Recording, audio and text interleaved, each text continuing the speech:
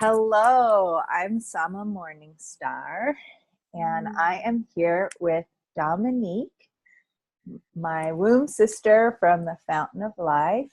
I'm so glad to be here with you. And we're coming together for sort of a free form womb conversation about the Fountain of Life. And because we're both mentors, right, for the Fountain of Life 9-month apprenticeship that's starting here on January 13th. You're doing the mentorship too, right, Dominique? Yeah, on the rise. I am like forming my sessions to start. Great. Yeah. So I thought we'd come on here and share a little bit about it. Starting out by sharing each of us how we got involved with the Fountain of Life a little bit, and then we'll go more in depth with it. So myself personally, last year was my 2017 was my Fountain of Life initiation. I started, I think the 9-month apprenticeship started in January, although I had been sort of looking into it for several years previous. Like I kept visiting the website and I kept like looking at it. And then for some reason, in the fall of 2016, I had gotten this, and during that summer, my womb started talking to me, and it was just like, this is it. This is the direction that I need to focus my energies in. I've been needing to find that. And then when the time that I visited the Fountain of Life website, at that moment it was like, okay, this is what I need to do. The 9-month apprenticeship, and then in the middle of the apprenticeship I said, I need to go to the teacher training in Hawaii. I've always wanted to go to Hawaii, and I signed up and I went. And when I found out about the mentor program and how beautifully collaborative and what a collaborative business model the Fountain of Life uses for everyone to really, who studies with the Fountain of Life, to develop their sacred vocation in their own unique way with the support of the structure of the Fountain of Life. It's just beautiful the way that it's done. And so I'm like, yes, I want to be a mentor. And I'm excited because this year I get to help other women through this, and men through this amazing transformation as well. So, Yay! So what about you? What's your Fountain of Life journey been like? Yeah, so I started I believe it was 2015, like 3 years ago now. And yeah, I was just really looking for this sacred feminine frequency. I had been doing some workshop about the voice and about the womb and the yoni, and I was like, yeah, this is what I need. And I felt this feminine sparkle there. And I cannot actually really remember how I found the Fountain of Life, because it was through the internet. I believe it was just really like this magical internet Google Drive something, like just surfing on the internet. And then I found this site and I was like, oh, what is this? It just like this purple feminine site. And yeah, it took me really a journey to really sign up for the 9 moon eventually. I also was reading this for like, a couple of times and reading it again, yeah, and then I just signed up. And it was actually very organic. It was really like this flow of feeling like this is what I'm meant to be doing. Mm-hmm. And this, yeah. And it also, like, when I started the 9 moon, it was not so hard to really incorporate the time every day to really do the ceremonies and the exercises. I had my processes, but it was like, yeah, like I've been waiting for it already. Mm-hmm. Yeah. And also I felt like this sense of I could do this on for years. Mm-hmm. So I've been doing it for the second time last year, the 9 moon. And now I am feeling like, oh, I would love to hold this space for others also to support in their journeys. And yeah, been to the teacher training like in France and in Hawaii, which was great. Yeah. So Beautiful. yeah, that's where I'm right now. Beautiful. Mm. Yeah, and I wanted to share a little bit about how we met at the Hawaii teacher training, because I just remember you walking up to, I was talking to some other ladies, or I walked up to you talking to another lady, and you just said, I want to go on a walk and find a path that leaves the property of the resort that we're at and goes off into the jungle, you know. I'm like, I'm game, let's go, you know. And I got my walking shoes on, and we just took off and just went. I just felt your exploration, adventure energy, and I just felt really inspired and enjoying that. I enjoyed that walk with you tremendously, and all that we discovered about the land there, and that connection, just like that, putting one foot in front of the other and roaming about the land and connecting in that way with just the simple goal of, where does this go? What can we find? What can we discover? You know, just that was just beautiful. I loved that. Yeah, and our first encounter with the ocean and like the volcanic rocks there. It was like, yeah. Beautiful.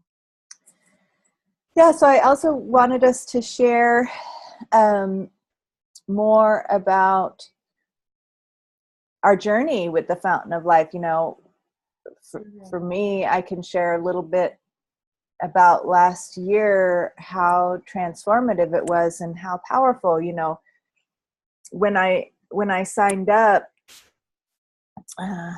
you know, I saw that there was going to be these audio meditations to listen to every day and reading material to learn, and that it was like, you know, taking a course. In fact, it's called the Moon College, right? Or the Mystery School.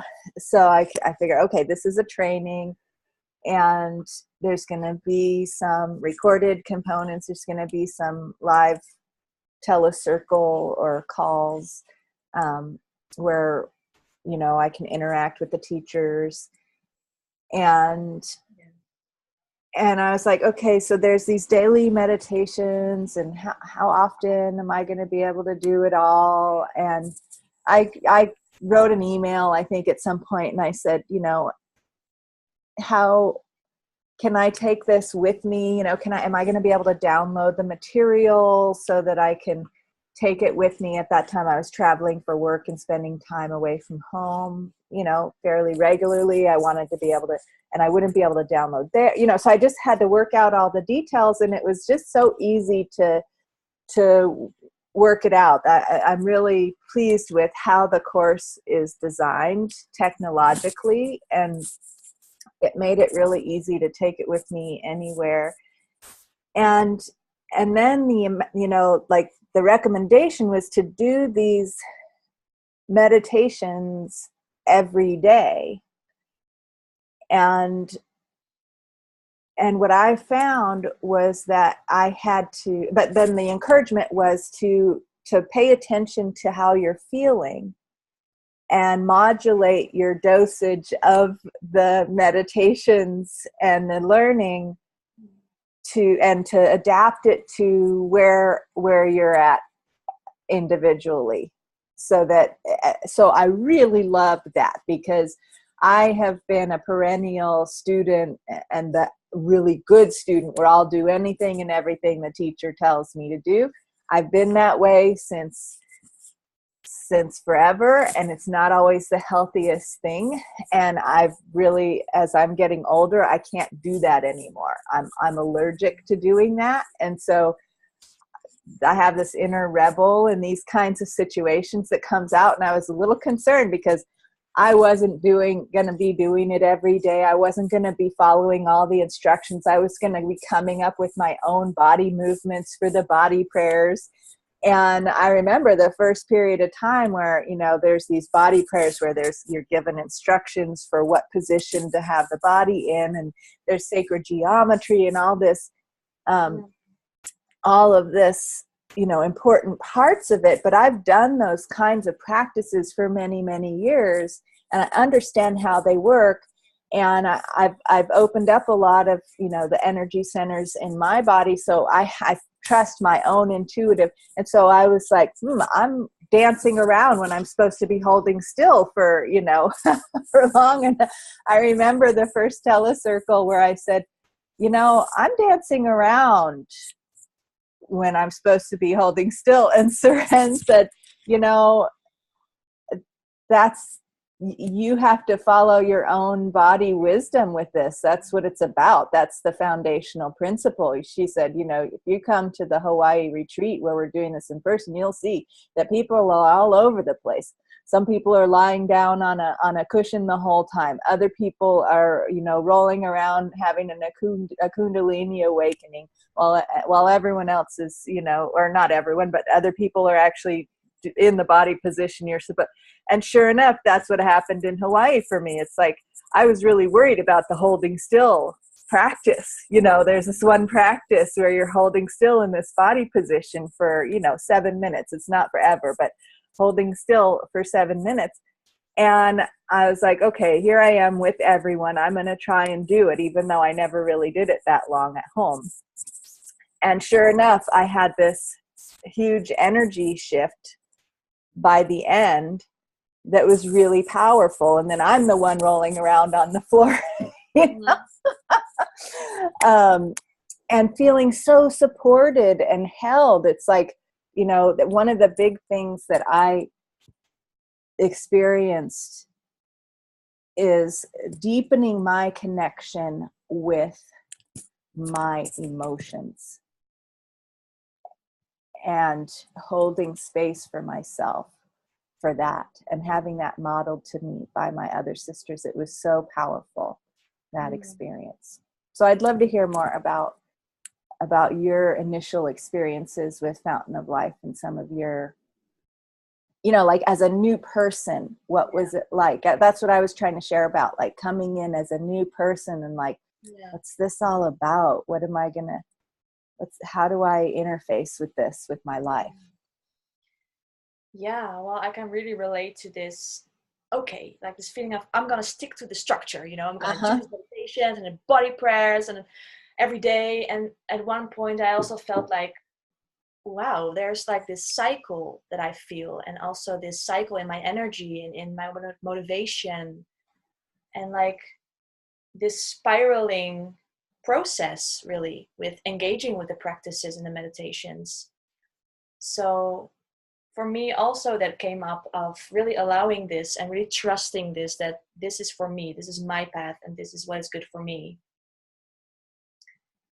And yeah, it also felt like I really started to appreciate these moments during the day, like where I could really sit down and have my ceremony or my practice and really feeling this, what this brings to me, you know, like this out of time during the day. And that I felt like, wow, I can really tune into some other kind of consciousness when I do this like this.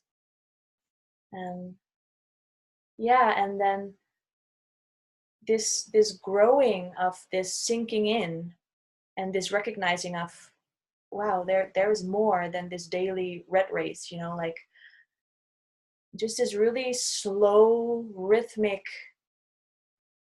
sensations coming up, and like this new kinds of being, really, a new kind of living. And that there are really different components in this, like this commitment to the practices really helped, like to do them, and to really, even if I couldn't really hold a posture, and to really feel in my body like, oh my god, I cannot do this, then even if I do not do it like that, but then still holding the space, really, like the holding the space has been really big for me, like feeling the power of this.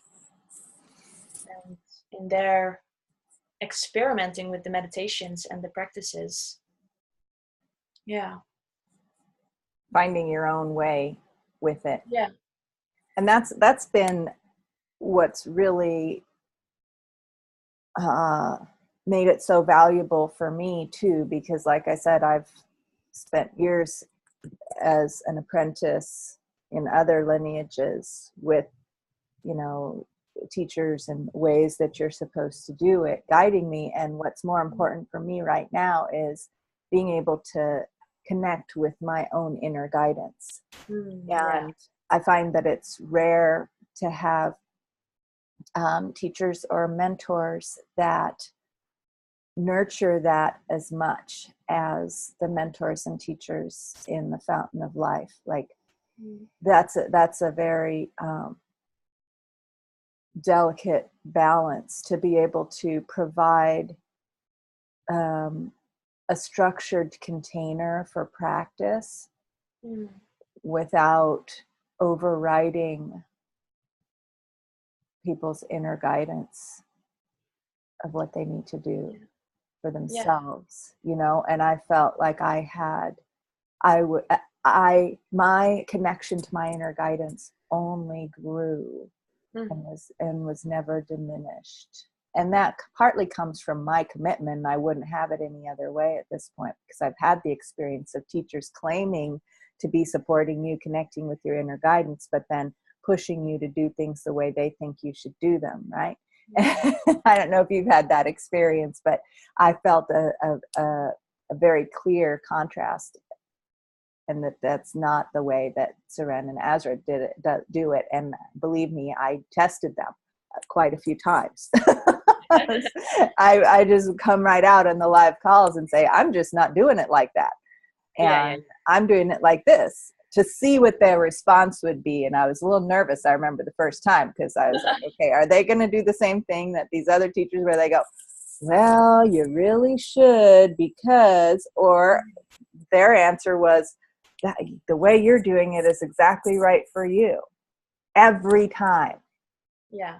You know, and that was real revelation for me of like, wow, it can be done to hold a wonderful structure with all that freedom within it. Yeah. It's just, yeah. Yeah. Yeah. And what I also really like is that Seren and Azra really hold this sacred relationship in which they bring this work forth. So for me personally, I'm really interested in the sacred union, you know, kind of work, and like to really feel them, like a different dynamic in their energy and the way they have their teaching coming forth was for me also deepening my like understanding of, okay, how does this work? How is this balance between the structure, the masculine, and like the feminine, that you have like this free flow cycle, you know? And it's so important to have this container and actually quite this structured and clear guidance before you can really surrender into whatever feminine flow wants to come forth. Yeah. Yes, and that's such a powerful thing to have modeled in this process, because a big thing for me in the womb awakening work and in the healing of the feminine is the healing of the masculine as well.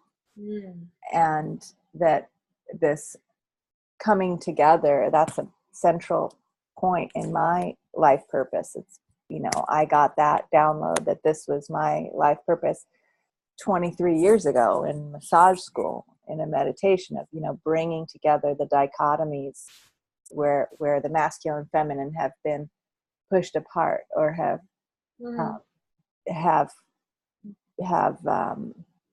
are suffering from the animosity between the polarities, you know, where it's being pushed apart and repelled from each other, and how to come back together, what needs to heal in order for us to come back together and become partners, instead of, you know, this domination model where one has to be overpowering the other.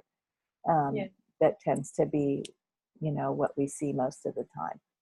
Mm-hmm. And so having that modeled where there's a real partnership between a man and a woman is like, I feel thirsty for that, you know. Mm-hmm. And so being able to spend time with them in person, and then of course on the calls, and to see what comes out of that kind of partnership is so nourishing and refreshing. And it's a wonderful teaching just by itself.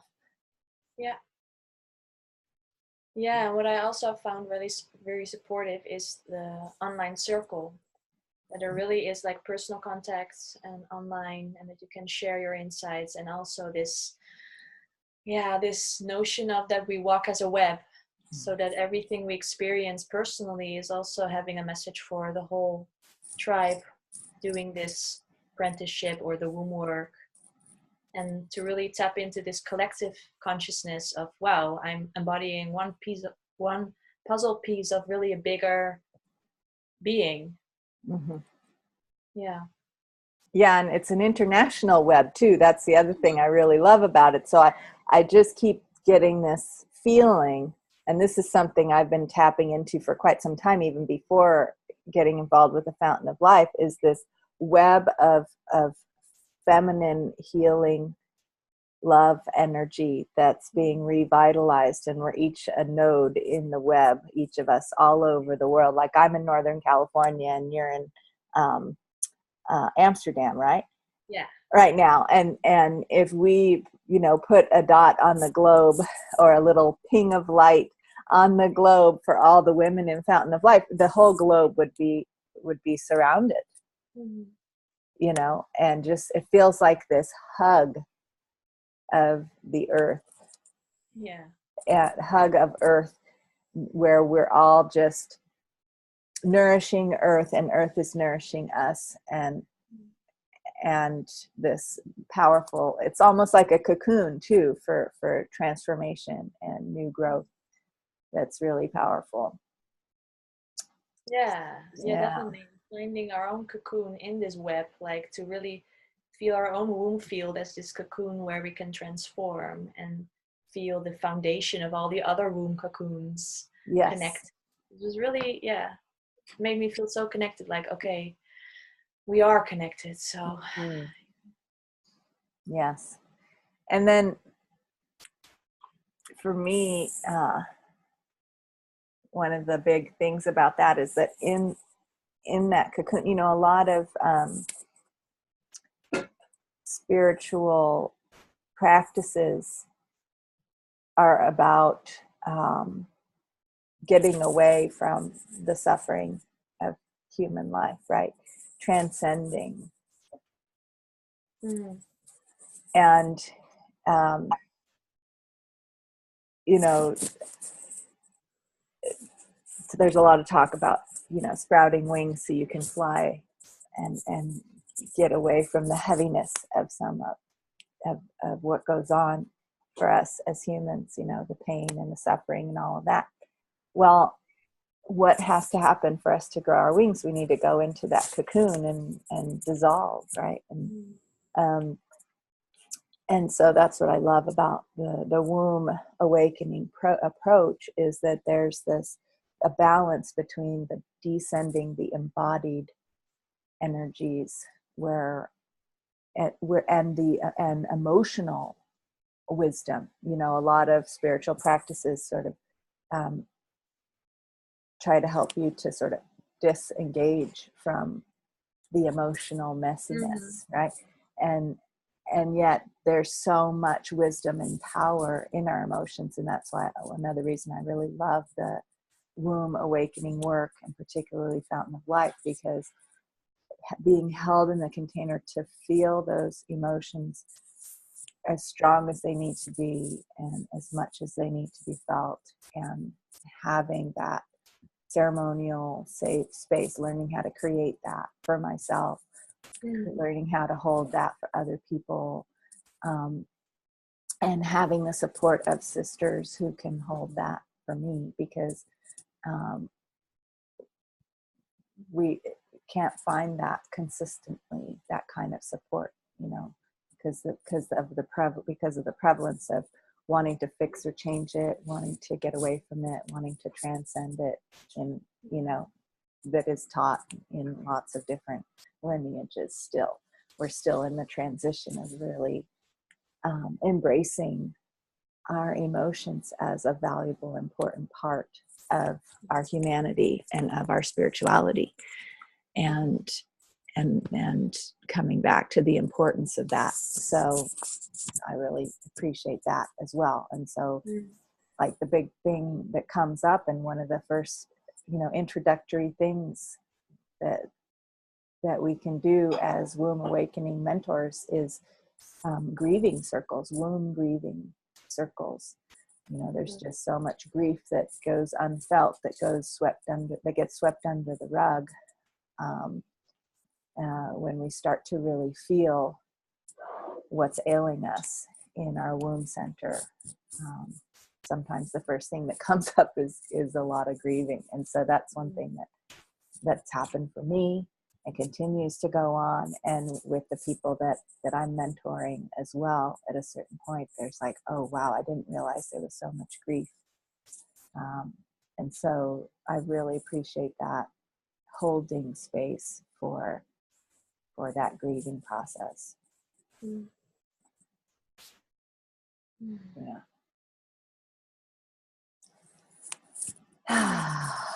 And then that clears the space for us to be fully with the transformation that needs to happen. If we can feel the grief, then we can feel what needs to change as well.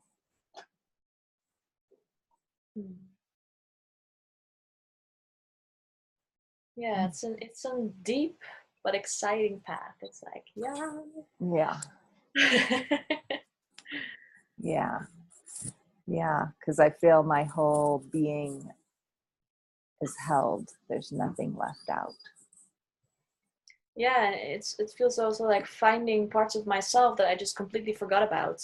Also finding actually my own being in this, this greater picture of, oh, I've been thinking I've been this individual, and I am, but like finding my identity actually also in this connected field is really, expanding. Yeah, that was one thing that I can relate to too, what you just said, because I remember going to the Hawaii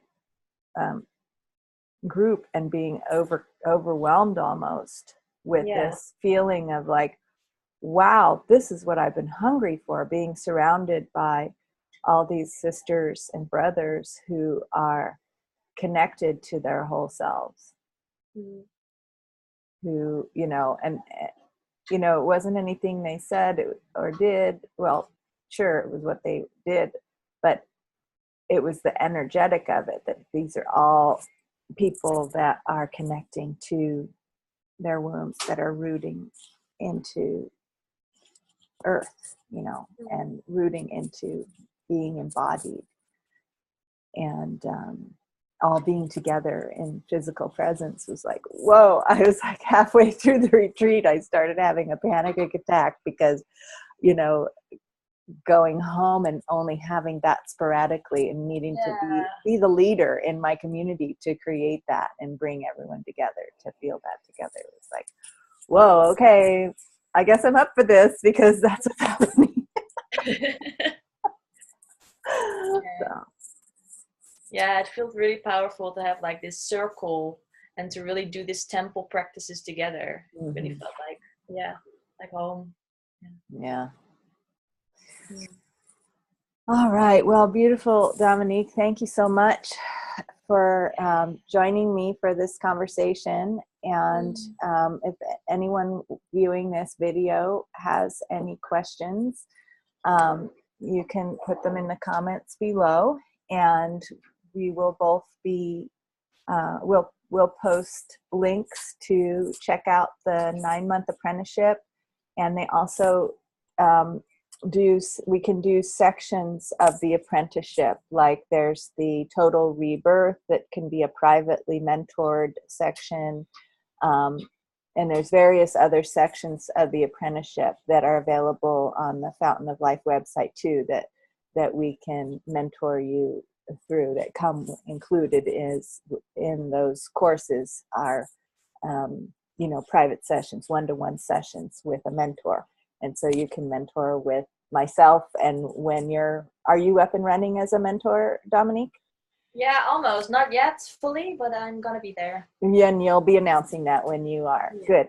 So keep an eye out if you, and I already offer one-to-one sessions just on their own without even having to enroll in a course.